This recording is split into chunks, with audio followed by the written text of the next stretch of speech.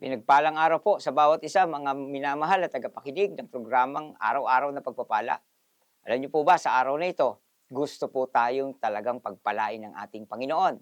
Kaya't kunin na po natin yung talata kung ano po yung nais kong ibahagi ngayon mula po sa Aklat ng Juan, Kabanatang 14, Talatang 15. Sabi po dito, kung iniibig ninyo ako, tutuparin niyo ang aking mga utos. Nais na nais talaga ng Diyos na ma-bless ang buhay natin. At, ito po'y mangyayari kung may papakita po natin kung gaano natin kamahal ang Panginoon. Kasi po may dalawang uri ng Kristiyano. Merong tinatawag command-driven Christian, kailangan mo munang utusan para gawin kung ano yung dapat gawin.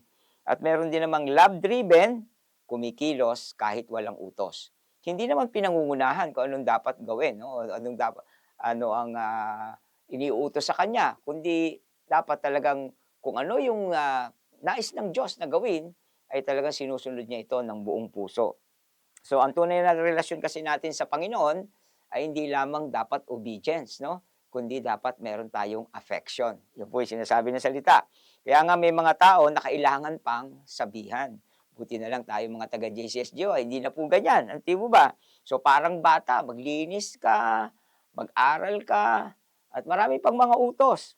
O bilang mga Kristiyano, magdasal ka. Alam niyo po yung mga bagay na ito ay dapat kusa na nating ginagawa. Yun po ang title ng aking shine-share ngayon, eh, Kusang Loob. Mahalaga po ito ginagawa ng bawat mananampalataya dahil ito po talaga yung magiging daluyan kung paano tayo pinagpapala rin ng Diyos. Okay?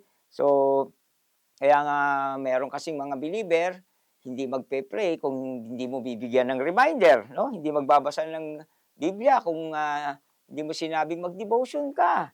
Kaya nga kinakailangan naman, 'pag narinig natin po ang tinig ng Panginoon na may sinasabi sa atin, buksan na natin ang ating puso. Sabi nga po sa Isaiah chapter 1 verse 19 that if you are willing and obedient, you shall eat the good of the land. Napakagandang pangako. Ibubuhos daw ng Diyos ang pinakamainam sa lupaing ito kung ikaw ay willing. Ibig sabihin ng willing, hindi ka lang responsable, hindi ka lang basta nauobliga, kundi kusang loob mo ng ginagawa yung mga bagay na pinagagawa sa iyo ng Panginoon. Kaya ang tunay na pag-ibig, mga kapatid, ayon sa talata, ay yung may kusa. Okay? Awit chapter 40 verse 8, kinalulugdan kong gawin ang iyong kalooban, O Diyos. Yan po sinabi ni Haring David. Hindi niya sinabi hindi niya sinabi na ginagawa ko ito dahil inutos mo. Ang sinabi niya, kinalulugdan kong gawin ang kalooban mo. Kaya sabi nga ni Haring David, Lord, I have hidden your word in my heart so I might not sin against thee. Para hindi ako magkasala sa iyo, Panginoon. Si Haring David, laging laman ng kanyang puso kung paano niyang susundin ang ating Panginoon. So, kaya nga kapag tayo po ay umiibig, 'di ba, hindi mo na kinakailangan sabihang mag-text. Abay, ginagawa mo na ng kusa ito dahil talagang meron kang pag-alala, pag-alaala sa mga taong iyong minamahal. Di mo na kinakailangan sabihang mag-effort, talagang may effort na tayong gumagawa. Kaya nga po gano'n din sa Diyos, kusang mag-pray, kusang mag-worship, kusang umiwas sa kasalanan. So ano ba ang hindi niutos? Do'n nalalaman ang tunay na puso. 'Pag hindi na sinabi at ginawa mo agad, diyan malalaman talaga ang puso ng isang mananampalatayang handang sumunod dahil mahal niya ang Panginoon. So yung mga extra mile moments po natin, ano po, yung ito po yung mga bagay na maaring tapos mo na pero kung may magagawa ka, gawin mo pa. Dahil yan po ay pagpapakita na ang puso natin ay talagang nag-uumapaw sa pagsunod sa Panginoon. Kaya mula diyan, talagang pagpapalain tayo ng Diyos. Kaya nga tayo po ay laging lumapit sa Kanyang bukas ang puso at may kusang loob na pagsunod.